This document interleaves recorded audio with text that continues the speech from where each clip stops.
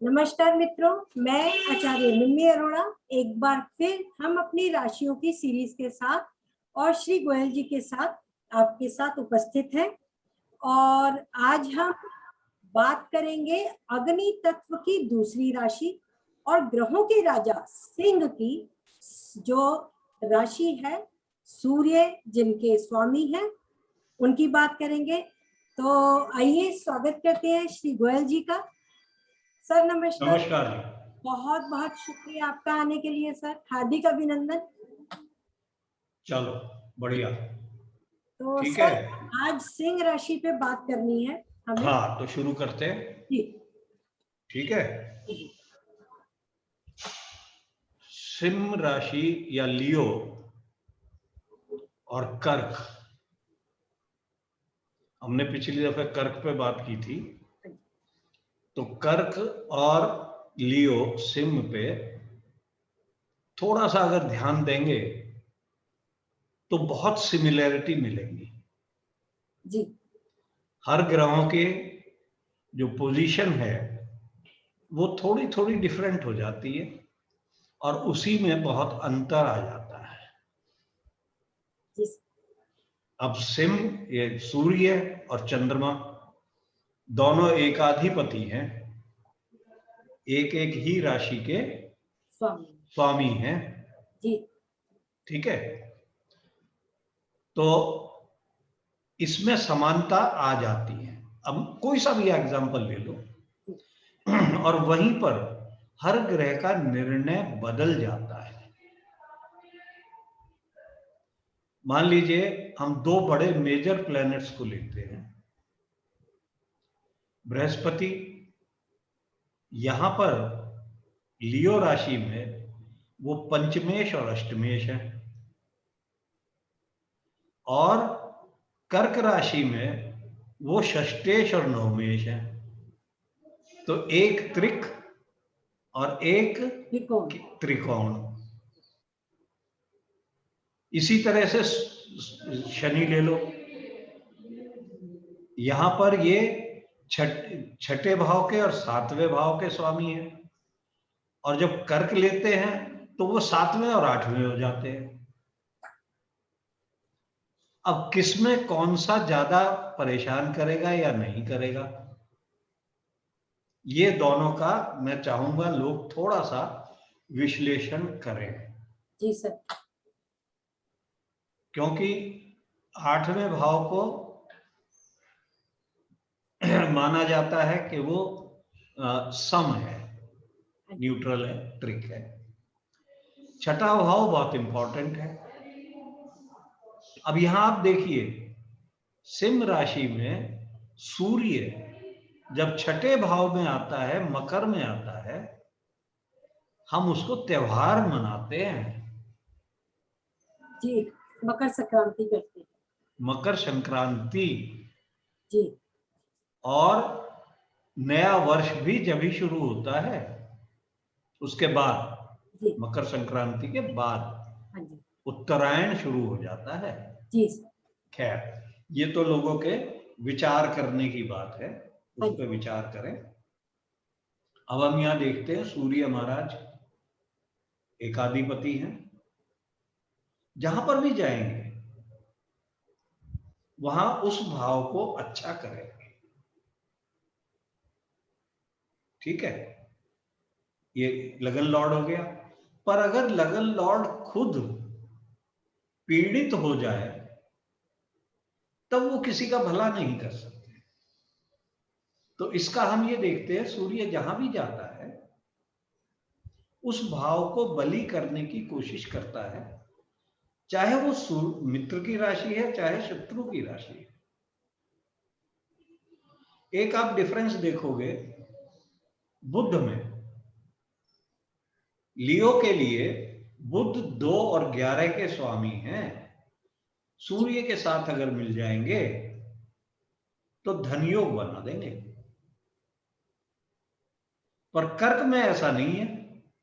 जी कर्क में बुध बिल्कुल विपरीत है। हाँ जी ठीक है, जी इसीलिए सूर्य और बुध में मित्रता बताई गई है। जी ठीक, अब हम आते हैं चंद्रमा। चंद्रमा द्वादशेष है। अब ये बहुत से लोग कहते हैं कि खराब ग्रह हो गया।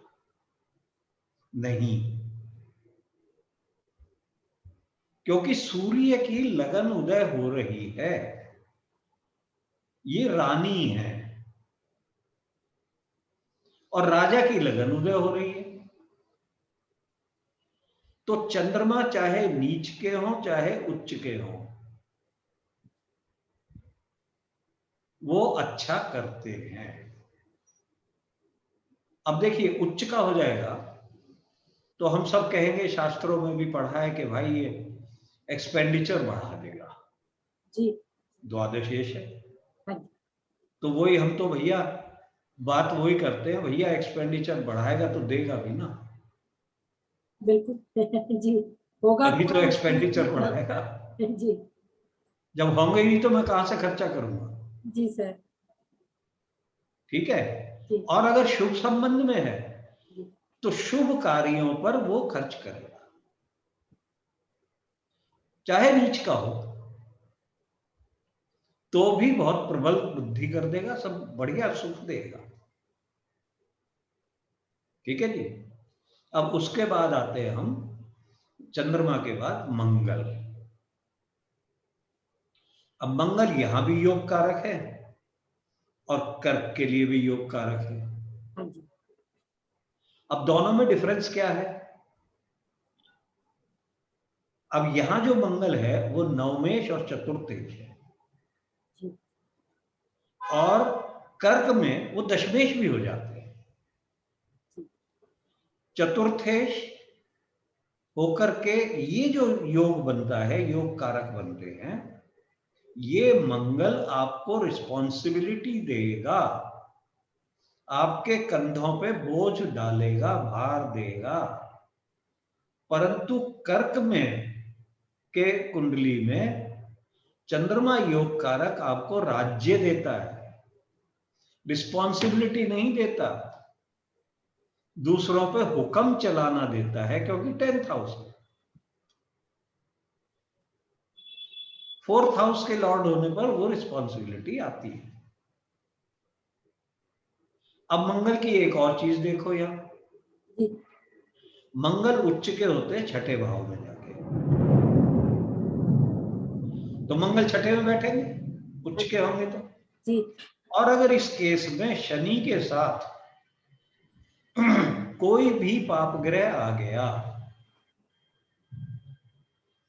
पीड़ित हो गया शनि, वो उसके उच्चेश है मंगल के, योग कारक के, जी। वो पीड़ित हो गए तो जीवन इतना मिजरेबल दुखों से भरा हुआ होगा, बहुत ही कष्ट रहेंगे जीवन में उसको।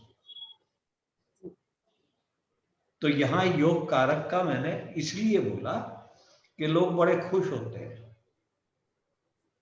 कि मेरा योग कारक उच्च का हो गया सिंह राशि में, सिंह मेरी जन्म कुंडली है। पर भैया एक निगाह शनि पे डाल लेना।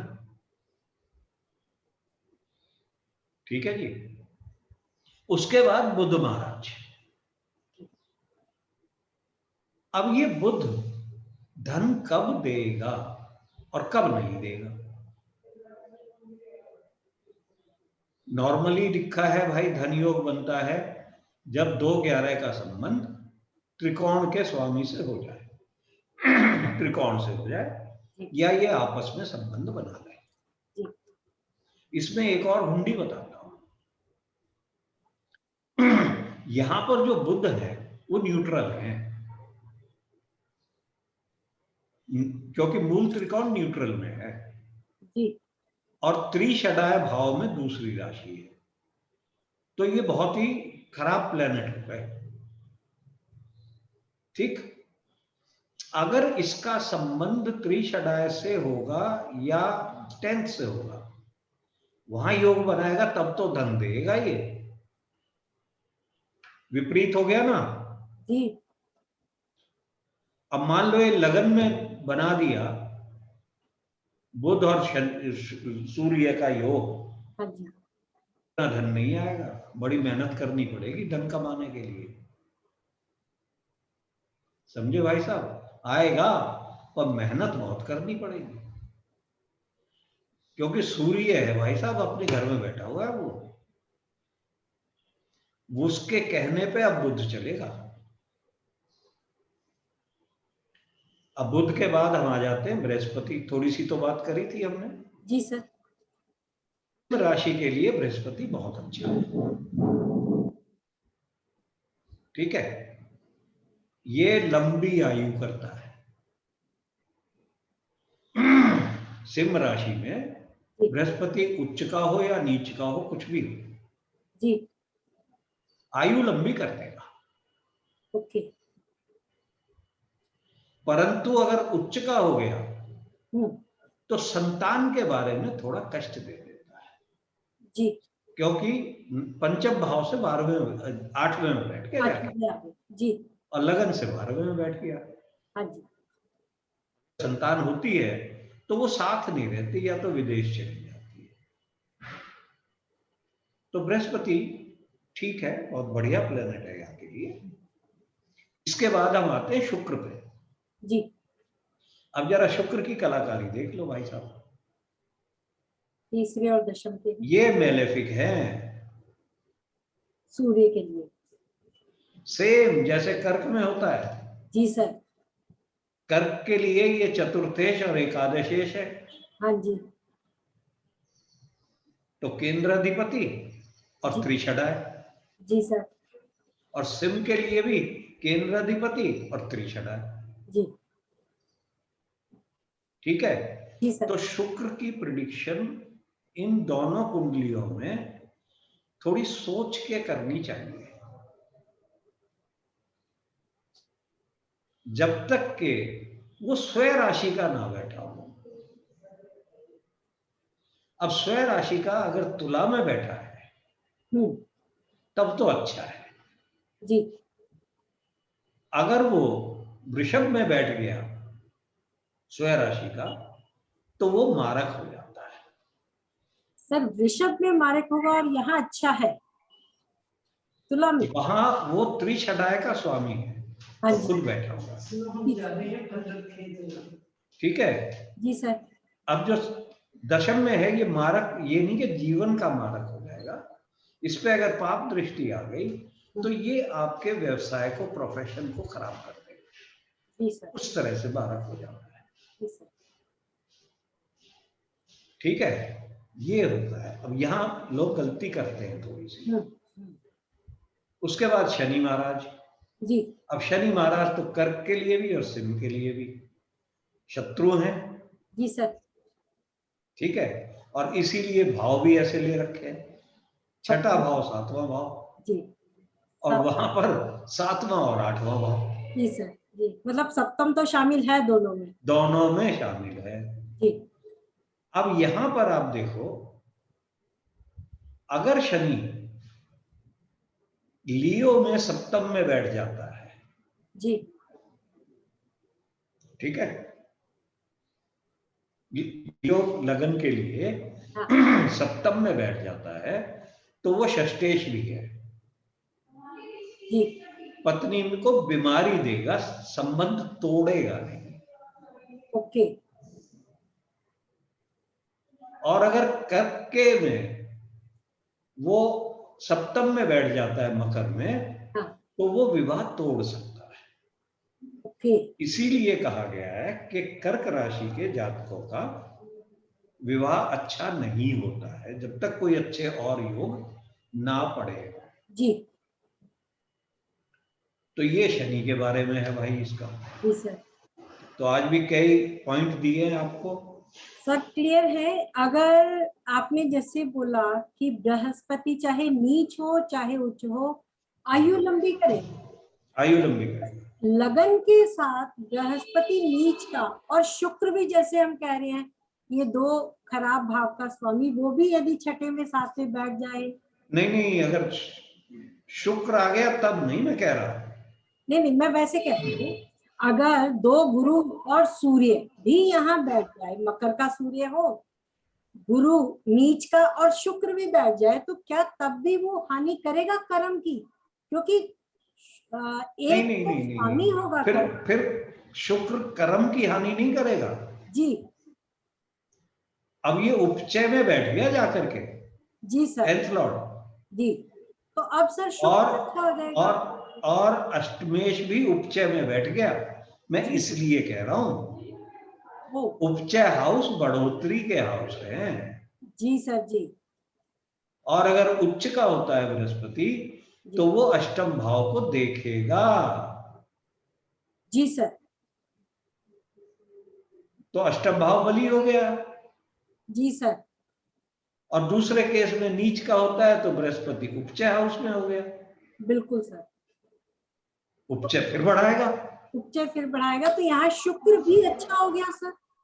हाँ, शुक्र भी उपचय में आ गया, फिर प्रोफेशन ठीक कर देगा वो। प्रोफेशन ठीक कर देगा, यही मेरा जी जी। पॉइंट था कि क्योंकि हम्म। शुक्र, हम कह, लोगों को होता है शुक्र सूर्य के लिए हमेशा के लिए, सर ने बोल दिया, मैं उनको ये क्लियर करना चाहती हूँ कि वो कुंडली में ग्रहों की स्थिति देखे कहाँ भैया कैसे। रिजल्ट टोटल कुंडली के होते हैं, जी सर। यही एक एक सूत्र लेकर के इनको जोड़ना पड़ता है। Yes sir.